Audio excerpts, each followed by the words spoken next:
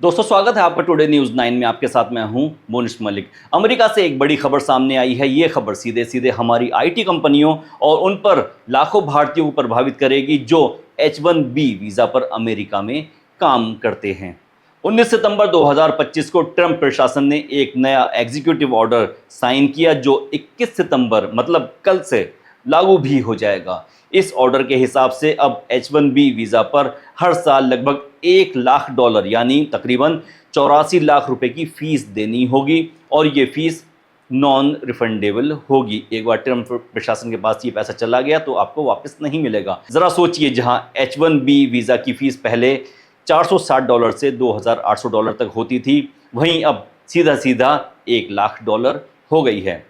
और सबसे ज़्यादा चौंकाने वाली बात यह है कि H1B वीज़ा का 71% हिस्सा भारतीयों को मिलता था।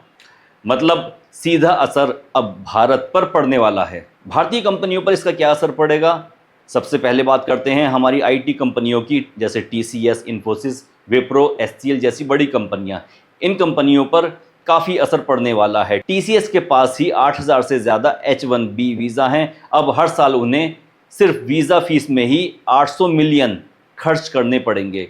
इन्फोसिस के पास तकरीबन 6,000 H1B वीज़ा हैं, मतलब 600 मिलियन एक्स्ट्रा खर्च करने पड़ेंगे। विप्रो और HCL भी इसी तरह बुरी तरह से प्रभावित होंगी। तो सीधी सीधी भाषा में कहें तो ऑनशोर प्रोजेक्ट्स यानी अमेरिका में जो काम होता है वो बहुत महंगा हो जाएगा और कंपनियों का प्रॉफिट मार्जिन घट जाएगा।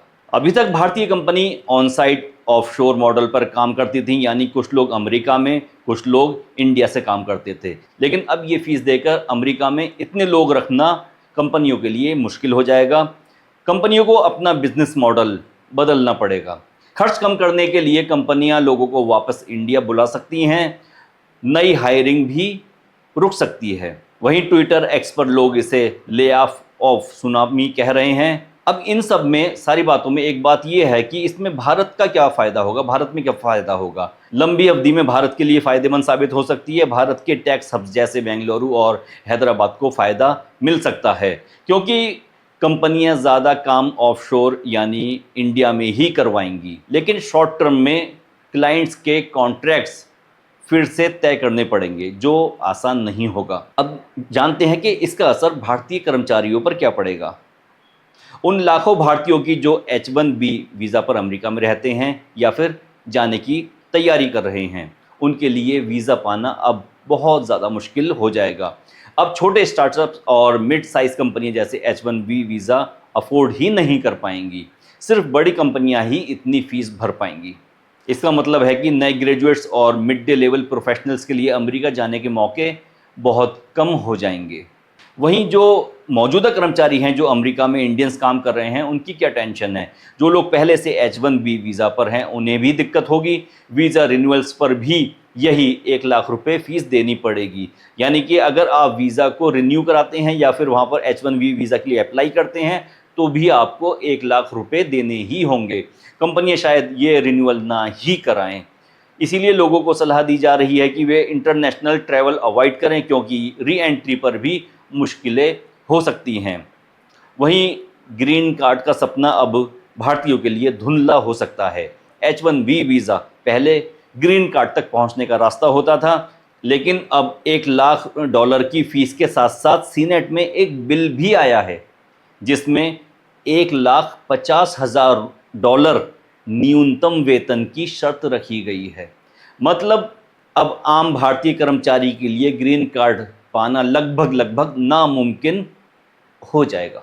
इससे इंडिया में टैलेंट बढ़ेगा, लेकिन जो लोग अमेरिका में बस चुके हैं उनके लिए एक बड़ा झटका होगा, आर्थिक भी और भावनात्मक भी। बाकी और सेक्टर्स पर क्या असर पड़ेगा वो जान लेते हैं। रेमिटेंस मतलब विदेश से भारत में पैसा भेजना, ये कम होगा। अभी भारतीय अमेरिका से अरबों डॉलर हर साल इंडिया भेजते हैं। अब अगर H1B वीज़ा पर रोक या महंगाई आई तो ये पैसा घट सकता है। भारत की अर्थव्यवस्था पर इसका असर भले छोटा हो, लेकिन नज़रअंदाज नहीं किया जा सकता। वहीं कंपटीशन में बदलाव, अमेरिकी कंपनियां जैसे गूगल, माइक्रोसॉफ्ट पर भी असर होगा, लेकिन उनके पास पैसा है, वो ये फीस आसानी से झेल सकती हैं। असली नुकसान भारतीय कंपनियों का होगा जो कॉस्ट इफ़िशियंसी पर टिकी हुई हैं। न्यूयॉर्क टाइम्स और वाशिंगटन पोस्ट जैसी अमेरिकी मीडिया कह रही है कि ये ऑर्डर कोर्ट में चैलेंज हो सकता है, क्योंकि इसे कांग्रेस की मंजूरी के बिना लागू किया गया है। अगर कोर्ट ने इसे रोक दिया तो भारतीय कंपनियों को थोड़ी राहत मिल सकती है। अगर आपको हमारे वीडियो पसंद आते हैं तो हमसे जुड़े रहें और अभी हमारे चैनल सब्सक्राइब करें।